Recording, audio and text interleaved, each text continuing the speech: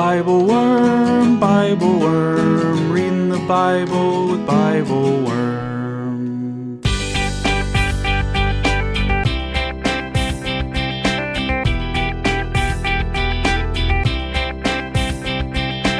Welcome to Bible Worm, getting to the core of the biblical text. I'm Dr. Robert Williamson, professor of religious studies at Hendrix College and theologian in residence of Canvas Community in Little Rock, Arkansas. And I'm Dr. Amy Robertson, Director of Lifelong Learning and Music at Congregation Or Hadash in Sandy Springs, Georgia. We're here every week to discuss the biblical text, both as biblical scholars and as people of faith, one Jewish and one Christian. This week, we're reading the story of Moses' encounter with God on Sinai as told in Exodus 2, 23-25, 3, 1-15, and 4, 10-17. We notice that in this text, God responds to the cry of the Israelites by first saying, I've come down to rescue the people from Egypt, but then saying, so you get going. I'm sending you to Pharaoh.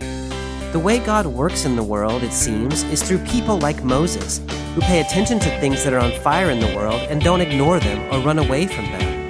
But even Moses, one of the heroes of Scripture, is at first afraid to do what God asks of him, begging God to send someone else. Yet it turns out that this God of ours is an equipping God, who gives Moses what is needed for the task ahead of him, a staff, a partner, and even the divine name. I am who I am, says God. I will be who I will be. So who is God calling us toward today, we wonder, and how is God equipping us for the task ahead? Thanks for joining us.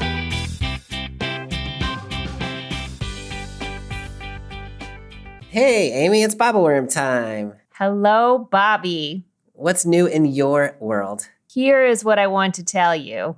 Yesterday, I was catching up on thank you notes to Bible Worm supporters. And you know I have like various strange rituals in doing this. One of them being, so I was sitting in the living room, my kids were in the living room, teenagers, and I like to ask Alexa what the weather is in the place where the person is that I'm writing to. Yeah. And my kids were like, are you including that in the letter? Like, oh, I hear it's really nice someone, in Minnesota today. Wow, you have a beautiful day in, Lawrence, Kansas today. And and then I started trying to ask Alexa, when the school started there, because I don't know, I just want to know sort of where they were and the rhythm of things. But then I had a thought that made me feel old, and it means you're old too. And it was the thought that there will come a point, I don't know how far from now, when I will write people letters in cursive and they will not be able to read them. Not only because of my handwriting, but because they don't teach cursive in schools anymore. It's coming back, though. It's making a comeback, at least in Arkansas. It is? There is. There's some sort of it does. back to basics sort of movement happening, and cursive seems to be on the list of things that are important. Maybe it won't be. I was like, it's going to be like I know hieroglyphics. It's going to be this weird language that old people can use with each other. Okay, maybe it'll come back. I was thinking, you have mentioned to me once before that you do this, and I think maybe when you mentioned it before, it was during a cold month, because I was thinking wow, places like Minnesota and Michigan, that's really cold where you're writing those letters. But now I'm like, it is beautiful in those parts of the world. Beautiful. I know. I wrote to someone in Maine, and my kids were like, Maine, it must be so terrible there. And then they heard the weather forecast, and they were like, oh, we want to go to Maine. They were like, that's ideal weather. And I was like, yes. My family and I took a trip up to Michigan this summer, and it was at the time, it was 105 in Arkansas, and it was 72 in Michigan, in the northern part of Michigan. We were in the upper part of the lower peninsula, Traverse City, Mackinac Island, and it was so amazing. And we would look at the forecast in Arkansas and be like, you suckers in Little Rock. Yeah. I'm glad you enjoyed that. So if listeners get a letter anytime you get a letter from me, I know what the weather was like in your place. This is as good a reason as any that you should subscribe to our Patreon so that Amy will ask Alexa about the weather in your town, and then she'll write you a note while thinking about it. And I will reflect upon what it feels like against your skin. Yeah, I will. So, Amy, this week we are moving on in the narrative lectionary to the book of Exodus. We're in chapter 2, 23 to 25, and then 3, 1 to 15, and 4, 10 to 17. So many very famous stories that are so here, many. but also we have moved. Last time we were in the story of Jacob and a little bit Esau, and now we're in the Exodus. And so we've covered some ground, and we're going to cover yet still more ground today. What I want to do is to actually start with our reading of that 2:23 to 25, which gestures a little bit toward what has been going on. And then I'm going to invite you to fill in some background for us after having read that text. Does that sound like an okay way to go? Plan. Yeah, let's do it. Okay, so I'm going to start in Exodus chapter 2, verse 23, and I'm reading in the Common English Bible. A long time passed, and the Egyptian king died. The Israelites were still groaning because of their hard work. They cried out, and their cry to be rescued from the hard work rose up to God. God heard their cry of grief, and God remembered his covenant with Abraham, Isaac, and Jacob. God looked at the Israelites, and God understood. I love that translation, understood there. But it's actually yada, like new. Anyway, it's nice. So the first verse here, a long time passed and the Egyptian king died, and the Israelites were still groaning under their labor. So this is gesturing to some things that have been happening in the period between when you and I last read together and this reading. Yeah. Can you sort of fill in some of that as it informs our text today? Yeah, for sure. And I think this is probably more so than some other places in the Hebrew Bible. These are stories that are the broad line is probably familiar to more people. So when we left off, Jacob was leaving the home of his father Isaac and was sort of, setting out to start his more adult life on his own. Jacob goes on to have 12 sons and a daughter. And then of those 12 sons, the second youngest is Joseph. Many people know the stories of Joseph, who is the favorite of Jacob and has these dreams about that seem to be sort of prophetic in some way and maybe indicate his being a preferred brother generally. And he has a Technicolor dream coat. He has an amazing wardrobe, yes. Or maybe a long-sleeved robe, which is less exciting. Less exciting. Joseph manages to upset his brothers enough that they throw him into a pit. He is picked up by some travelers and brought into Egypt. He amazingly figures out how to have a decent life in Egypt, and eventually his brothers follow suit because there is a famine in the land. And so what has functionally happened is the 12 tribes of Israel right now, who are just 12 people and their families, move to Egypt and have a good life there for a while. Right. The beginning of the book of Exodus tells us that the Pharaoh who Joseph got along so well with and really worked to serve quite well dies. And a new Pharaoh rises up who doesn't know Joseph and who is quite nervous about how many Israelites there are living in Egypt and makes it his business to oppress them. Moses is born to an Israelite family. At the time, Israelite babies were to be thrown, male babies were to be thrown into the river, killed. So his mother puts him in a basket. He floats down the river. He survives. He is taken into the house of Pharaoh, and he grows up there, raised by Pharaoh's daughter. He grows up. He witnesses himself, personally witnesses the abuse of an Israelite by an Egyptian taskmaster. He gets upset. He kind of accidentally kills the Egyptian taskmaster, and then he's like, oh, shoot, I got to get out of here. Yeah. So he goes away to the land of Midian. And that's pretty much where this picks up. It just says a long time after that, after this has happened to Moses, the king of Egypt dies again, which I think is a really interesting sort of like the beginning and the end of this part of the story is there's a new leader coming in. The king has died, and here's another one. And that Israelites are continuing to suffer under his leadership. The way you were talking about that in terms of backdrop in the biblical text is so resonant with backdrop in our own context, in the sense of people who sought asylum or sought security or sought food for their families in a place where they were welcomed. Yes. And then a new leadership regime came into place, and suddenly their lives were threatened. Yeah. Like, that is very much resonant in our own time and place. And so, I don't know quite how we make those connections or if we even want to make those connections, but you can hear a similar historical circumstance kind of unfolding here as we talk, that we are also reading in the biblical text. Amy, I'm so curious. I realize I have an interpretation in the back of my head about their crying out that the Israelites do right here. The CEB has it. They cried out because of their hard work. They're groaning because of their hard work. They cried out, and their cry to be rescued from the hard work rose up to God. And so the way the CEB has it suggests that they're crying out to somebody, maybe to God, maybe just in general, but they're crying out to be rescued.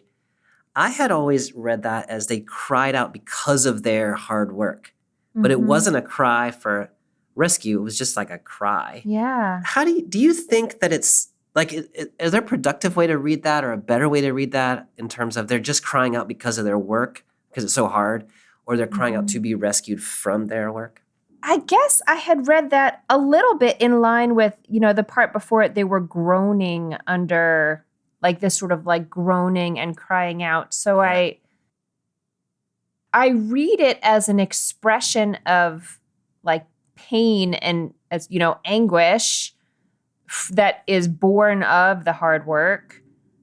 But I don't necessarily read it as like calling out to an entity to save them, because I am not sure that they remember that they have a God. I don't know that that information has been passed down through their generations of relative comfort. So in my Hebrew dictionary, so the verb there, za'ak, can mean to cry out or to call for help. Then the noun there, shava, just means a scream or a cry. It doesn't seem to have any help. And so I think there's just an ambiguity in the text. There's an ambiguity, yeah. If you settle it in the one way that the CEB has done, it seems like they're directing a cry to God to save them.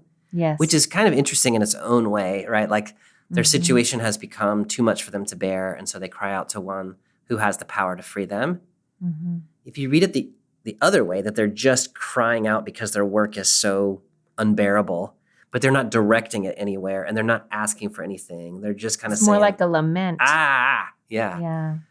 Then that suggests that even when our cries, or when their cries anyway, are undirected, just crying out in pain, God can hear and pay attention to that and respond to that, even though you weren't necessarily asking God to do anything at all. Right. My own little interpretive soul leans in that second direction. Yeah, mine does too. Because I think it's so beautiful. Mine does too. But I agree with you that there's ambiguity in the Hebrew. This says, God heard their cry and remembered the covenant with Abraham, with Isaac, and with Jacob. And so my students always notice that remembering, and they're like, I know. What do you mean remembering? What has God been doing? I mean, depending on which way we read the text, like they have been in Egypt for some centuries now, maybe 400 years. And so they've been enslaved for some fairly long period of time. And here is God just sort of paying attention in a different way, remembering. How do you understand that remembering there? It's hard for, I think, the same reasons that your students pointed out, to imagine this God that had a covenant with this, fairly small group of people at this time was just off doing other things. But I think that is what the text sort of suggests.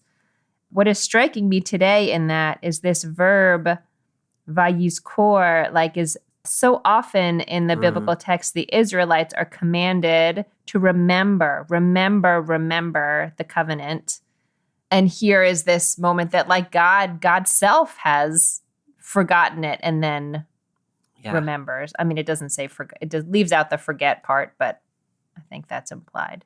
Not forgot, but I don't know. God's got a busy schedule. Yeah, yeah. That noun in my understanding anyway, it doesn't just have the like sense of like a simple like rote remembrance, like I memorized a set of things, like, oh yeah, I have a special covenant with Israel. But it's more like a deep memory that sort of shapes our sense of self. And so that sort of remembering, it's not that God forgot, but that the sense of like how much that matters had gotten lost in the sphere of other things, that responsibilities, things going on in the world. And so this is like a deep memory. Yeah. Oh yeah, like that matters. And it has for me a sense of like directing your attention, and so when you remember in this particular way, like you pay attention to it. You are like, I imagine sort of God, like turning God's focus here.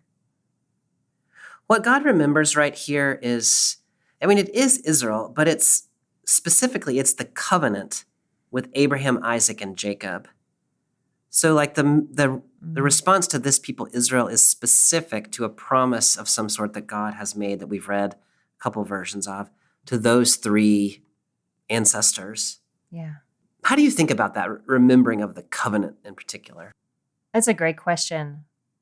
And I think what is striking me in this moment that maybe speaks to it more broadly is why it has to be specified, the covenant with Abraham and Isaac and Jacob. Like, why can't it just be like the covenant with their ancestors? Like, it almost sounds to me like, not that it was a different covenant, but that maybe it played out differently for the three ancestors. Like there's a covenant and each ancestor has their own personalities and their own challenges. And God is remembering the specific covenant and that it plays out in different ways. And that now it needs to play out in yet a different way because the descendants are in a yet different position. Oh, I like that so much. Because you could say God remembered the covenant with Abraham, and that would cover actually the same territory. Yeah. And so why the three? Because the same covenant takes different shape in the lives of different people. And this is a different situation than any of those ancestors saw. All right, shall we turn our attention to Moses? Yes, I think so. I have one other thought to add here, which just that I've recently been spending some time with the Book of Lamentations and your work on Lamentations in particular. And so what stands out to me, another thing that stands out to me here is the people cry out, and like in Echa, part of what the Lady Zion wants is to be look at my suffering, pay attention to me. And this is so explicit in that they cried out and God looked and God took notice. God knew. Like this is what is wanted in Lamentations, what is happening here. I love that connection, Amy. And I had sort of missed it here, even though I spent so much time kind of talking about that with Lamentations. But there is a sense in which like God, like this has been in sort of maybe in the back of God's mind, but the actual looking at the situation is connected to the cry, is connected to the understanding, is connected to the response. Yep. And it's just making me think about all the things that I don't look at or I don't want to look at or I think of reasons not to look at. Yes. And how important that first step of hearing and looking. It is important here to God, but it's also important for us. And our responses first require us to pay attention to what's actually happening. Yeah. I love that. Hi, everyone, and welcome to the new season of Bible Worm. We're so glad you've joined us. As a gift to you, for the month of September, Amy and I are offering every Bible Worm listener a chance to join our Patreon community for free for 1 month with no automatic renewals and no obligation to continue.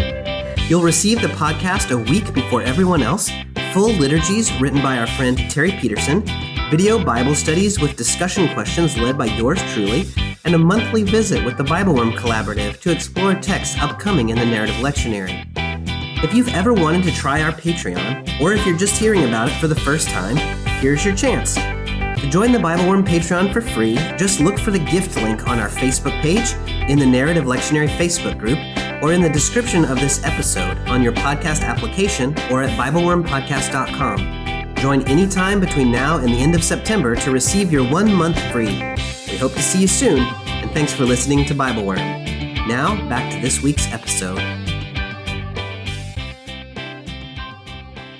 Okay, so meanwhile, Moses, as you said, has escaped from Egypt to Midian. He's gotten married to a Midianite woman. He has a father-in-law who we're about to meet named Jethro.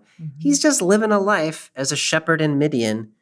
He has, as far as we can tell from the text, he thinks his life in Egypt is no longer livable. So he has escaped, and he's just created a new life for himself with no real intention, I think, as far as we know, of going back. Yeah. So I'm picking up in 3:1.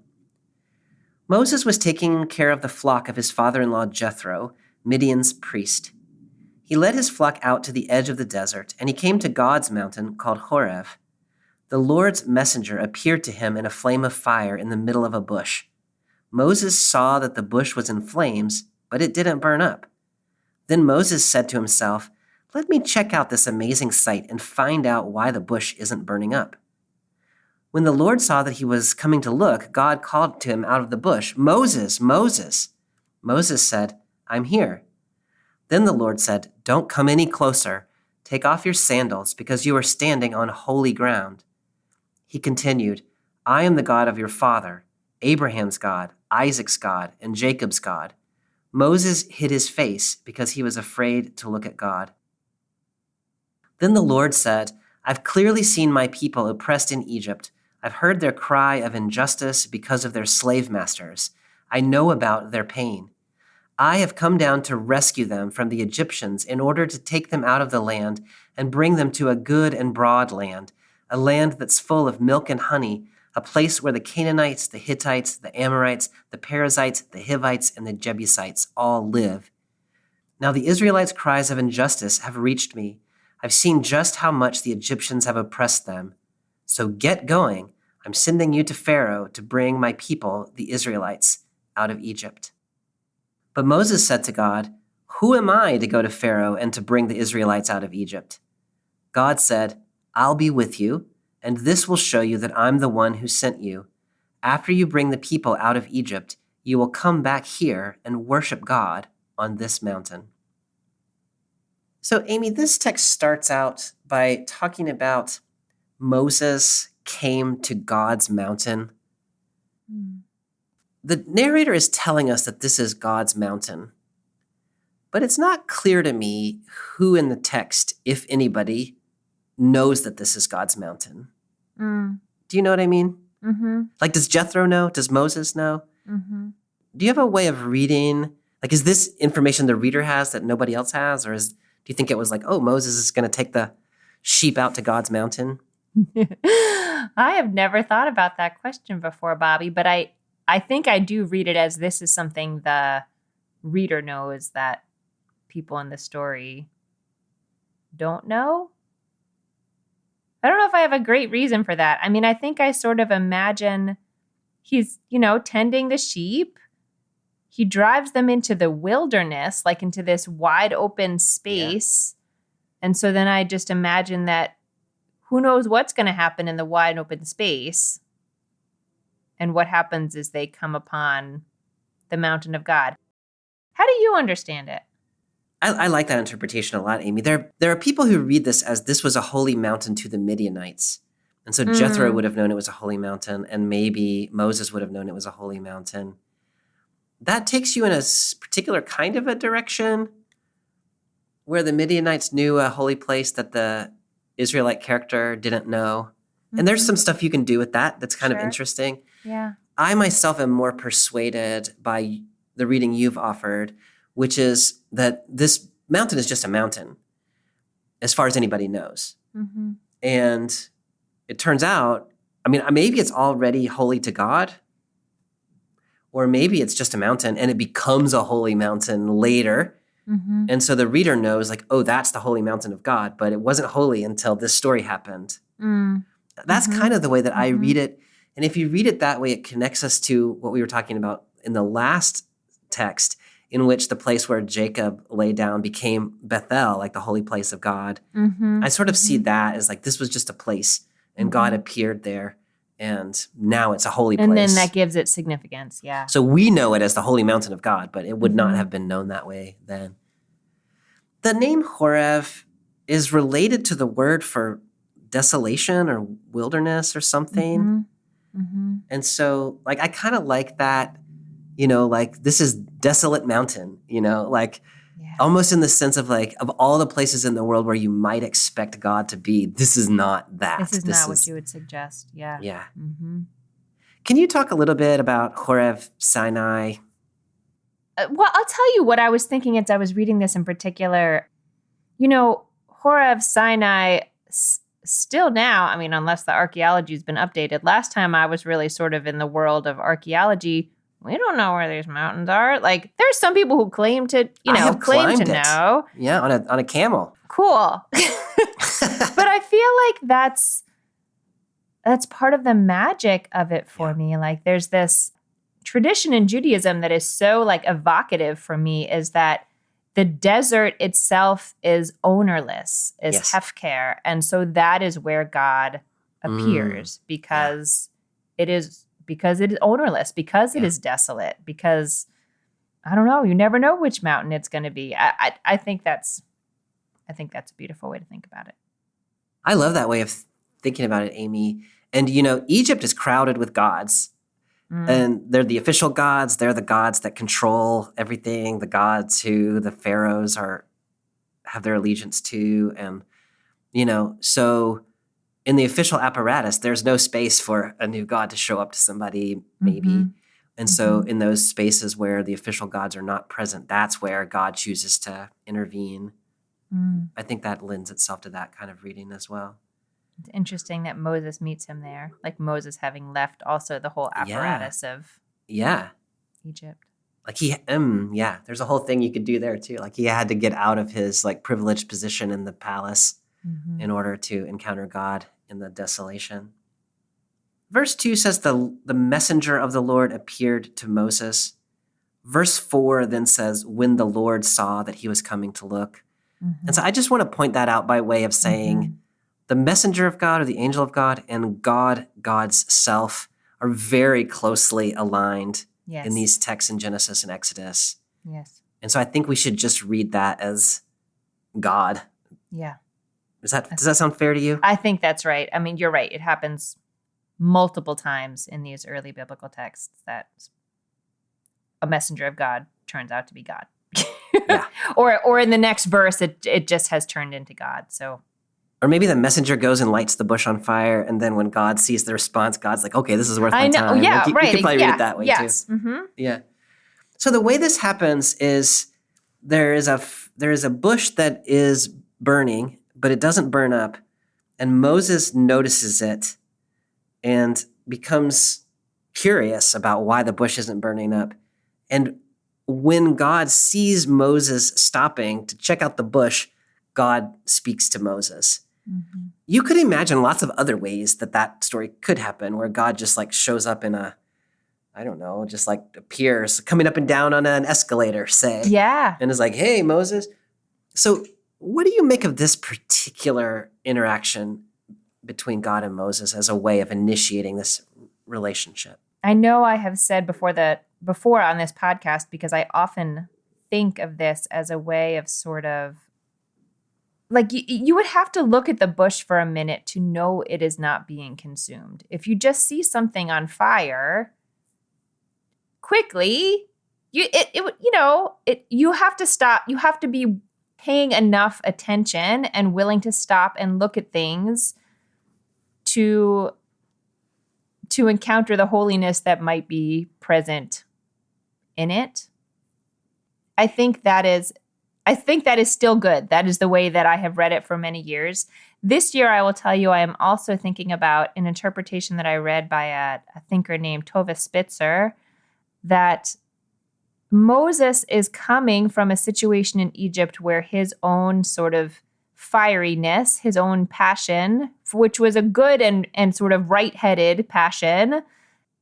It burned too fast. He killed an Egyptian and then he got out. It burned fast and hard, and then he exited the scene because that was sort of what was available to him. Yeah. So this idea of having a fire that was there and real and burning but would not be quite so explosive and short-lived is particularly something that Moses needs to encounter. Oh, I love that reading. Sustained passion over time that doesn't destroy. Yeah. But is fire, has all the power and light and I don't know. I love that. This is the kind of fire that God has. This is the kind of fire that Moses needs. Mm-hmm. Mm-hmm. I love that. I really love that. I also like when we're talking, I like your previous interpretation too. I think there's a lot of energy in that for me. We just saw God had to pay attention and see in order to act. Yes. And now we see Moses has to pay attention and see. He pays attention to the place where the fire is. He's interested in that. And he doesn't look away from it. He's not afraid of it. And he wants to know what is happening there. And this is something that you need, somebody who can pay attention and not be afraid and not run away, and who's curious about, what is really happening. And maybe when God sees that Moses is that kind of person, that's what motivates God to speak. Mm-hmm. It's not clear in the text what would have happened if Moses had just kept walking or been oh my gosh, the bush is on fire, let me run away. Right. We don't know what would have happened. Maybe they called several other people before Moses and they or other people walked by. We don't know. Yeah. But yes, the awareness of what is going on around him is, I love that parallel to God's paying attention. Yeah. Also. God calls Moses, and Moses says, I'm here, which is your word that you love. Yeah, Hineni. Mm-hmm. We've seen this. I don't know if there's more to say about it here, but we've seen this with the characters that we've read so far in the biblical text, that God calls them by name and they say Hineni. Yeah. Is there anything more to notice about that here? I think it's a cue to the reader that something serious is happening here.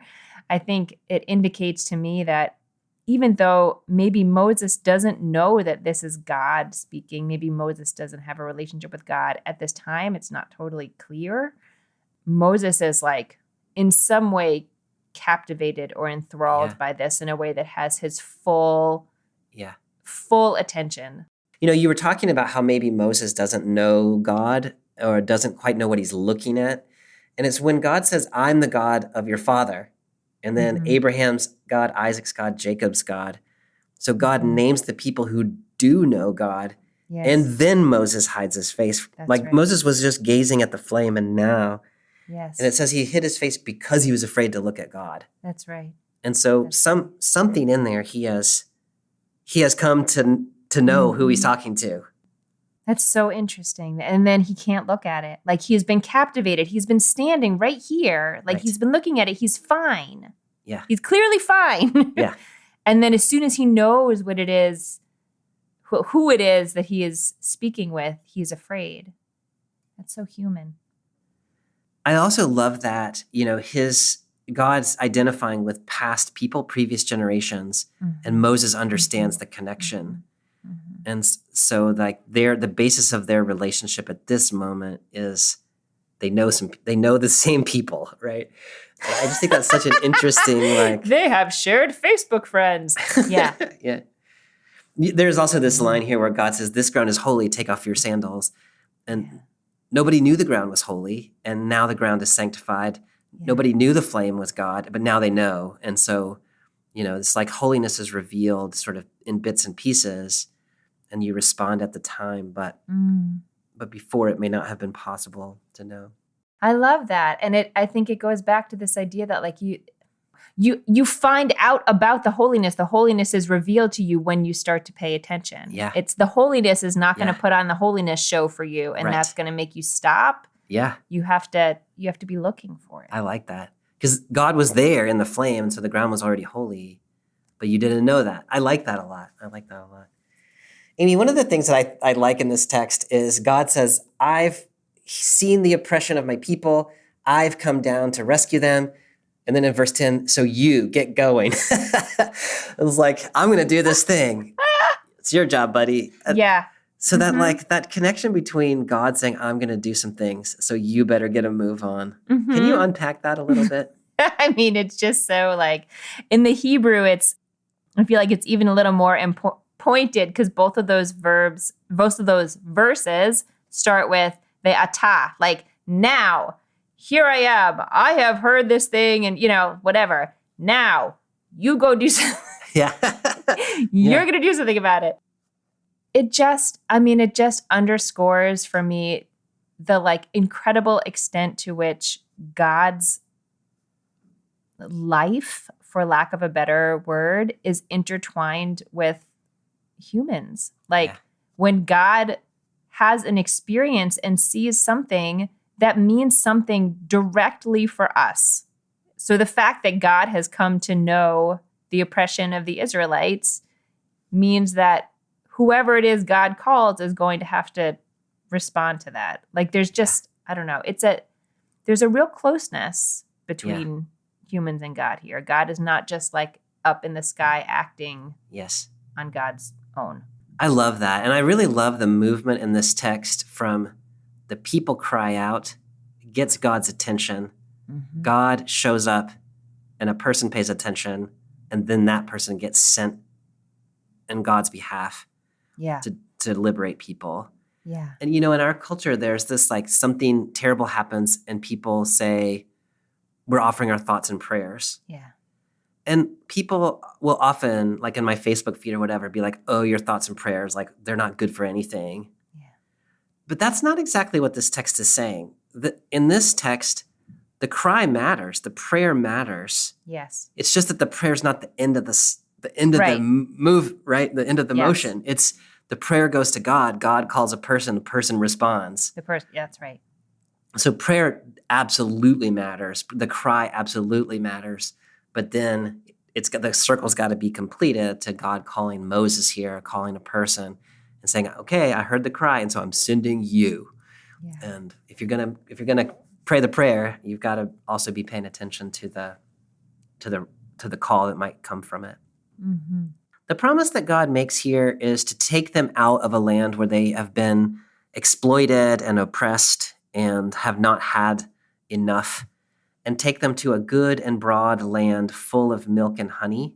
Mm-hmm. And so from a place of inadequacy or a place of like deprivation to a place of plenty. Mm-hmm. So there's a very tangible kind of liberation here. Do you have thoughts about that sort of there's that idea of like, here's the thing that God is going to do for them is to bring them out of one situation into a situation of plenty? It is really interesting to me that it seems like God could just say, I'm going to make the Egyptians stop. Right. Or like, I'm going to save you from this particular abuse that you are suffering, like this particular oppression. Yeah.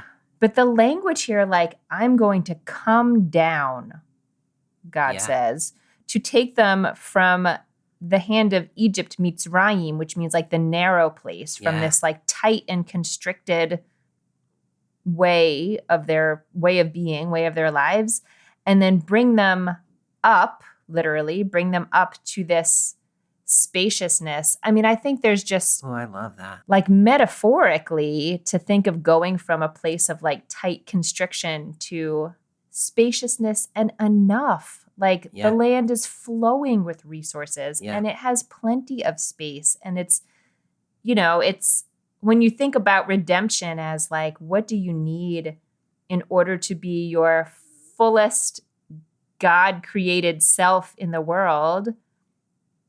It sounds like this is it. You would need space and, and flowing resources. And so that's how this sounds to me. It's much more than just, I'm going to stop the abuse of your body and soul.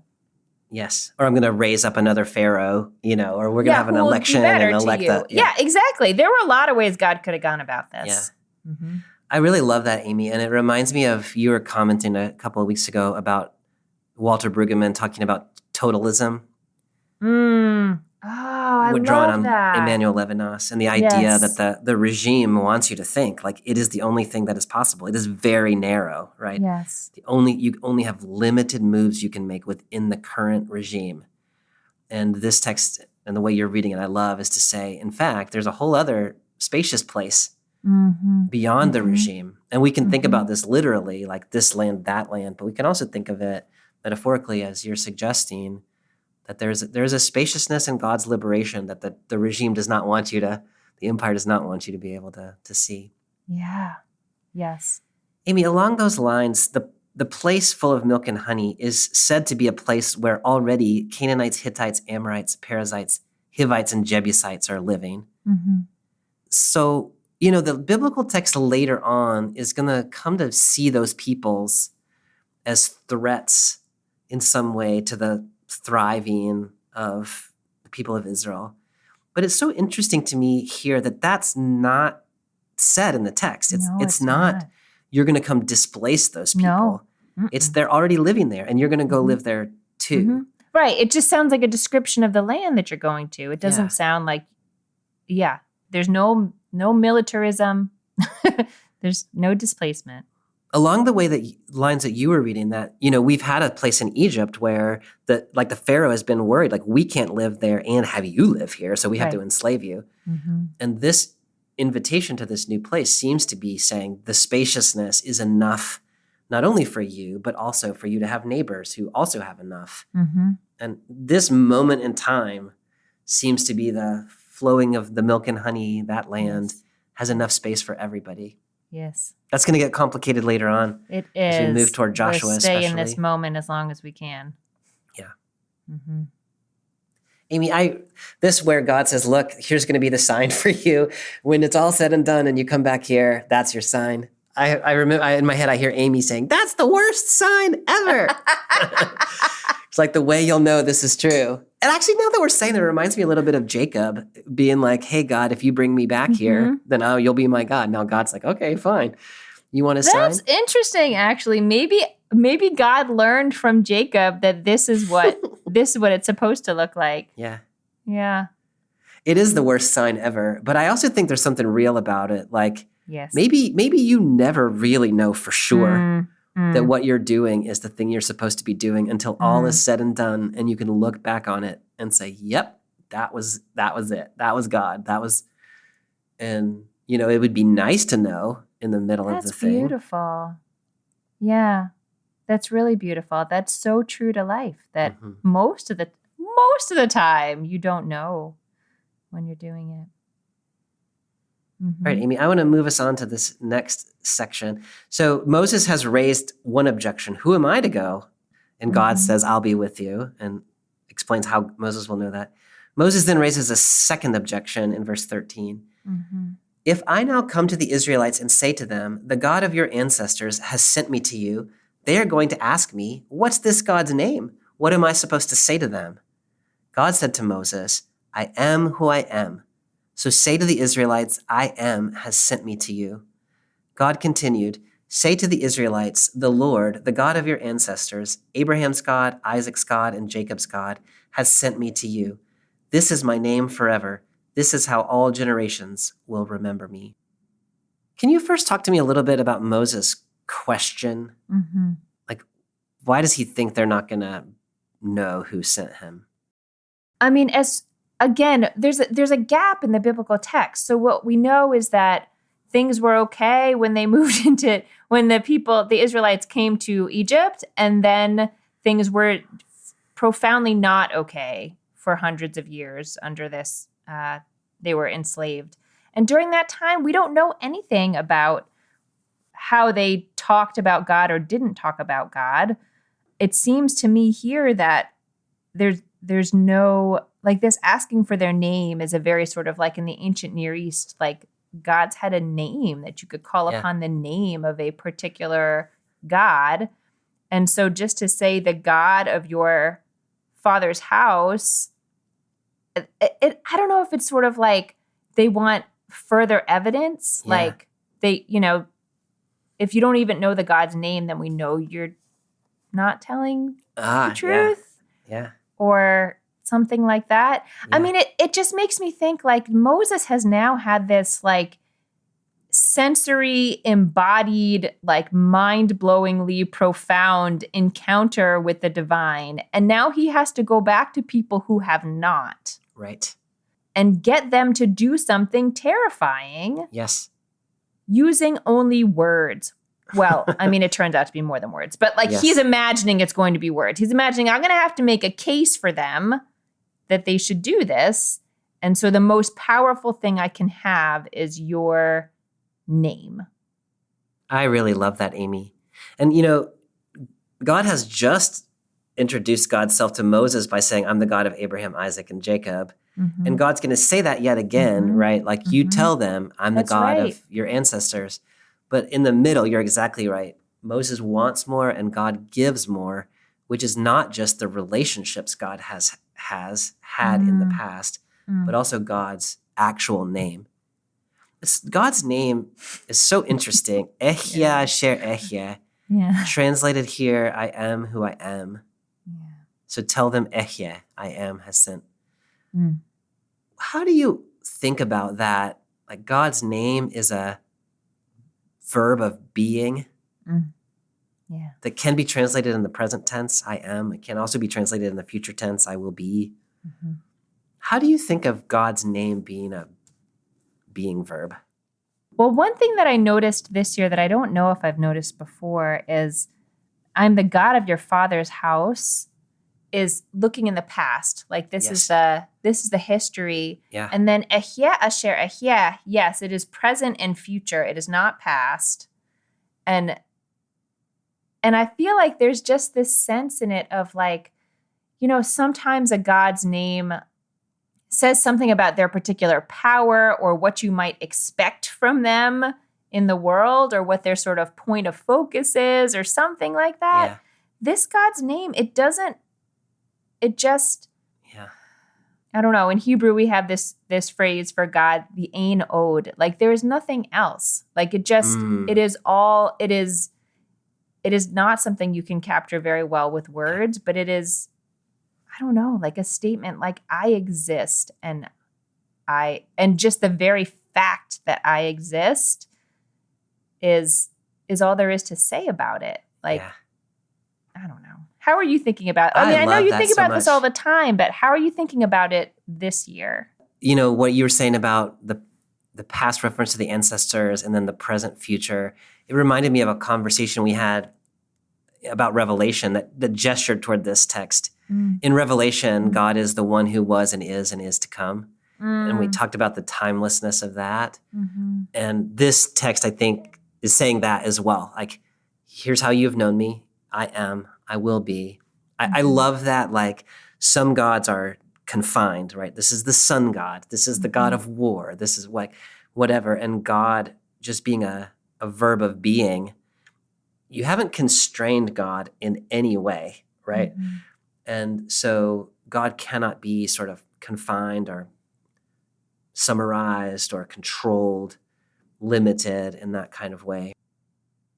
I also really love the ambiguity of, so I am who I am sounds to me, well, a little bit like Popeye. Indeed, yes. But it sounds like I am, like I'm static, and then I will be who I will be. It sounds like I'm just going to be who I'm going to be. Like you can't control who I'm going to be. And I like those two together as like, there is a constancy to God. Like we can rely that God is who God has been, but also there's an unpredictability to God, that God can be something that we have not expected God to be. And those those can both be true at the same time. So I really like that, this sort of indefinability of present and future. And the concreteness of God has been revealed in certain kinds of ways in the past. Yes. Do you think that like before this conversation with Moses, that God had in God's head, my name is Ehya or Ehya Asher Ehya, I like or that. that Yeah. Moses says, what's your name? And he's like, look, dude, Yeah. I am and I will be. Yes. So you want a name? My name's I am. Yeah. Like God gives Moses what Moses needs, Yeah. but God does it in a way that doesn't constrain God in any kind of particular way. I like Yeah. that. It's worth just saying that God then says the Lord, and that becomes the proper name of God, which is in some way or another the third person. So Ehya, I am, the Lord, he is, or something like that. And so whenever in a translation we see Lord, either all caps or in those small caps, that's usually the divine name. He is or he will be related to this word. There's a whole history lesson we could give about why the Lord, and there's a whole feminist critique we could do of the Lord, but I think we're going to leave that aside for another day.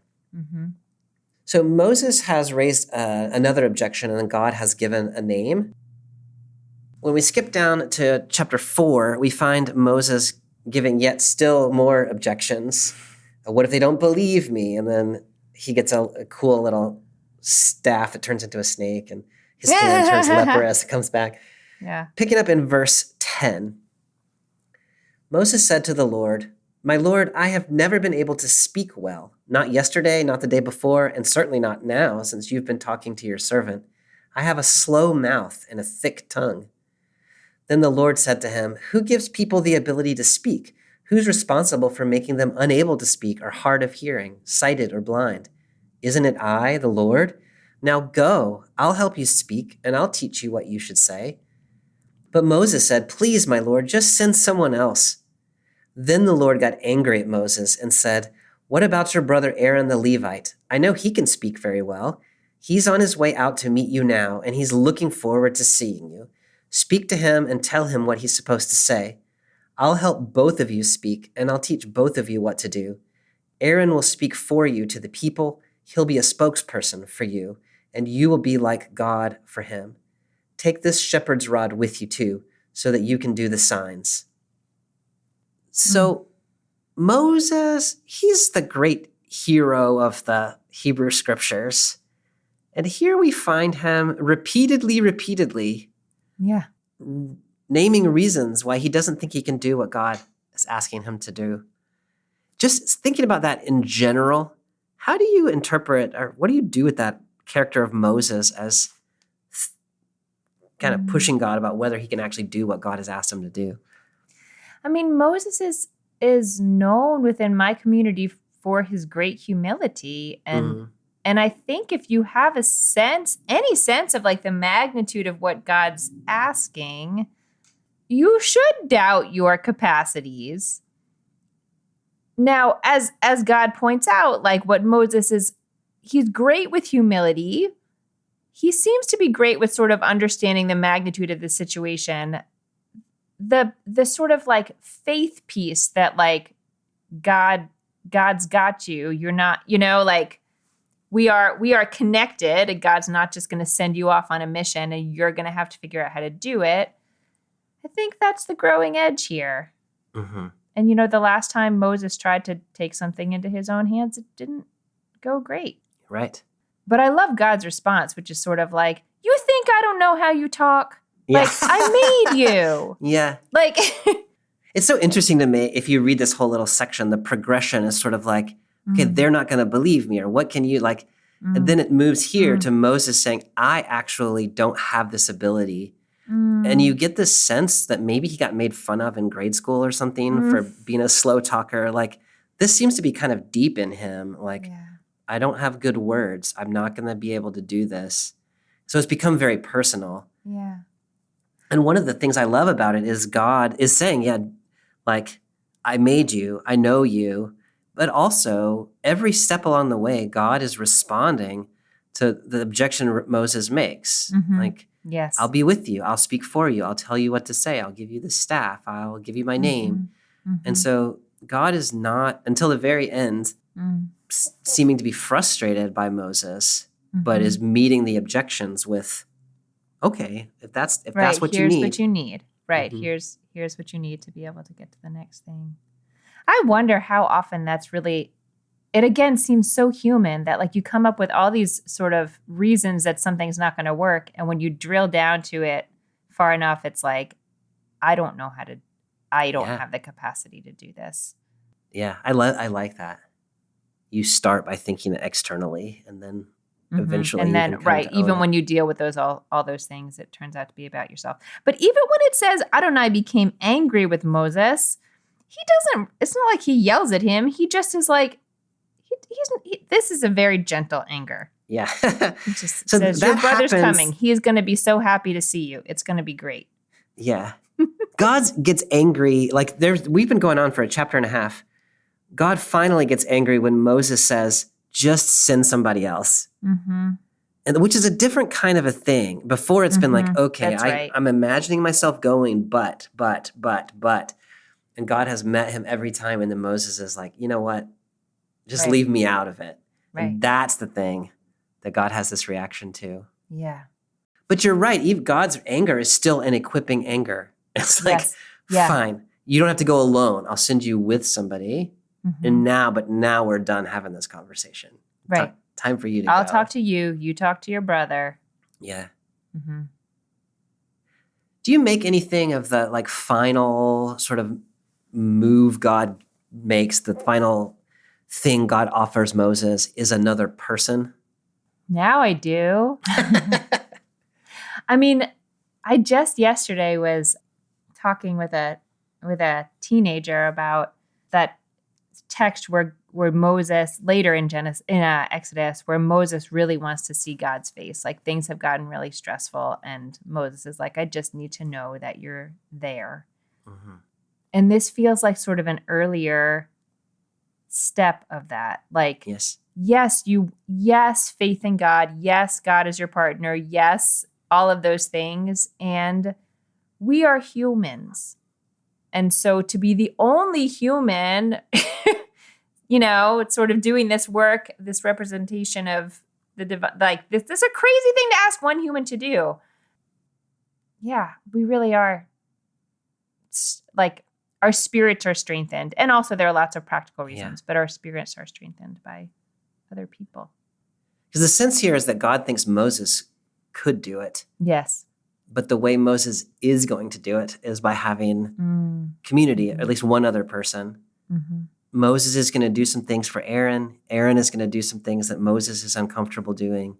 It's going to turn out that they kind of share the responsibilities. Yeah. The lines of ability or responsibility are not as clean as they are sort of stated here. But Moses needs to know. It reminds me a little bit of later on when the people have come out of Israel, Moses gets overwhelmed by how much responsibility he has. And so his father-in-law Jethro says, you know what, you need like a committee. Like you need other people, the 70 elders to help you govern. And so there is a sense of which, even if you could be the sole leader, there's something here about sharing responsibility is the way that things actually get done. Okay, Amy, this is one of those texts I feel like any section of this text we could have talked for an hour about. No. But here we find ourselves with this text to talk about, and we have uncovered kind of a lot of interesting ideas, I think, in this text. When you're looking at this text and thinking about our world today and what this text might say to people of faith, what are you noticing? Yeah, as you said, like this is some weeks I'm like, I don't know. And then this week I'm like, there's 100 different directions that I think I could go in. I'm thinking in particular back to the burning bush and Moses's pausing to notice it. And I'm thinking about it in relationship to a book called The Creative Act by a guy named Rick Rubin, who's like a famous music producer. Oh, yeah. Who is also a very spiritual soul. And the way that he talks about creativity in the world is that he uses the phrase, the world is the actor and we are the witness. Meaning that there are things that are ready to be born into the world, that are just ready to be born into the world. And some people are more sensitive to some of those things than others. And you can respond to it or not. Like if you don't respond to it, someone else will respond to it and you'll see it come up in the world and say, how did they steal my idea? Or, whatever it was. But it's a way of seeing big things in the world as sort of like pulling the ego out of it a little bit. And I think that's how I'm seeing this story this year, is that liberation was ready to be born into the world. And Moses was sensitive to it and sort of was sort of willing to pick up the ball. And then, as you said, like realized that this is too big. And, he can't totally do it, but there's a piece of it that only he seems to be able to do, or that God believes only he can do. There's a piece of his sensitivity to this, to the way God wants to move in the world. And so I think what that's drawing up for me is just this like urgent need for each of us to be sensitive in that way, to be sensitive to the movement of God in the world and the ways in which it pulls on us, and do something with it, even when we can't, even when it's scary, or even when we feel like we can't do it alone and we need someone else, or that we can trust that maybe like precisely because it's not coming just from us, that it has real power in the world. And I don't know, it feels like a way to do big, scary things. Yeah. Big, scary, needed things, and help bring godliness into the world in a way that is really desperately needed. I really love that, Amy, and that idea that you're talking about, where the first step is the noticing of what is trying to come in the world. Like there's a real gift to that and a real practice of paying attention. And then once having noticed, you can't unnotice. Right? Yeah, it's scary though, once yeah. you start thinking about what it's actually going to take. Yeah, but you're right. You can't unnotice. I love that. And I also love that Moses has all the reasons why he can't do. And like God is about the business of equipping, sometimes with things, sometimes with insight, sometimes with other people. And so like not to, it's perfectly fine to name the reasons why we feel like we can't do them, and then to look for the ways that God may be trying to meet those reasons. I love that. Yeah. What about you, Bobby? You have so nicely said kind of what the implications of this text might be for people of faith. I really love that, and I resonate with it a lot. This text also says some really important things about who God is. And, I don't know that you can really capture them all very well, but the God in this text is a God who responds to the cries of people, whether they are cries directed to God, like a cry for help from God in the sense of prayer, or I think whether they are just cries of anguish born out of labor, born out of oppression. God hears and notices and responds. And so that says something important about who God is. The thing that you were talking about with the Egypt as the narrow space, Mitzrayim, and what God offers by way of liberation is being spaciousness and maybe neighborliness and plenty for people to live with, not only with their own group, but also with other groups in a land that has plenty. But Egypt doesn't want you to see that. I love that way of thinking about like what is on offer from the God of the Bible is this plentifulness. And we talk about this in different texts all through, but the image in the biblical text and the image here is that in a life that follows God, there is plenty for everyone. And so that is, in some sense, the outcome of liberation, but also it suggests the possibility of liberation, of getting out of this mindset that there's not enough, and so everyone is a competitor, to this idea that there is plenty if only we could learn to live with neighbor, and that's what God is calling us toward. And then kind of the final move that connects with where you were is that the way that the God who pays attention actually works in the world is through responsive people of faith who pay attention. God does not sweep in on a fiery chariot and lift the people out of Egypt. God calls the very human person, Moses, to do something that Moses thinks he cannot do. And that's how God works in the world. And so if that's true in this text, I think we can imagine that that's true yet still today. And so when we get frustrated, as I often do, about why God isn't doing anything in the world, one possibility is to say, well, what is God? If God's going to do something, it's going to be because people like us pay attention and do some things. And so what is it that we're being called to? I love that. I love that. All right, Amy, next week we are going to be in one of my favorite texts of the Hebrew Bible, the story of God giving manna to the people in the wilderness in Exodus 16, 1-18. I did a strange craft project that involved this chapter over the past several months, so I'll share my craft with you. You are very crafty in ways. I'm not at all crafty, as you will know next week when I share this with you. What did you have before? It was a scrapbook of something cool. Of Shabbat. This is related to that. Shabbat scrapbook, manna craft projects. Yeah. I feel like there's a whole thing happening here. All right, Amy. Well, I'll look forward to talking about that text and hearing more about your manna crafts. Wonderful. Sounds great.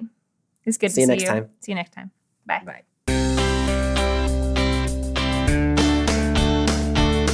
Thanks for joining us for this week's episode of Bible Worm. If you've enjoyed this free podcast, we hope you'll help us keep it going by joining our Patreon for as little as $4 per month. You can also sign up for other goodies like early access, video lectures, weekly liturgies, and more.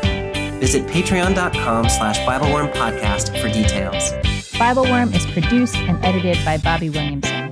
Our theme song is sung by Colin Bagby, and our theme music is The World at Large by Dano Songs. Many thanks to all our Patreon supporters for helping make this podcast possible. Join us next week as we read the story of God giving the people manna in the wilderness, as told in Exodus 16, 1-18. Until then, keep on digging.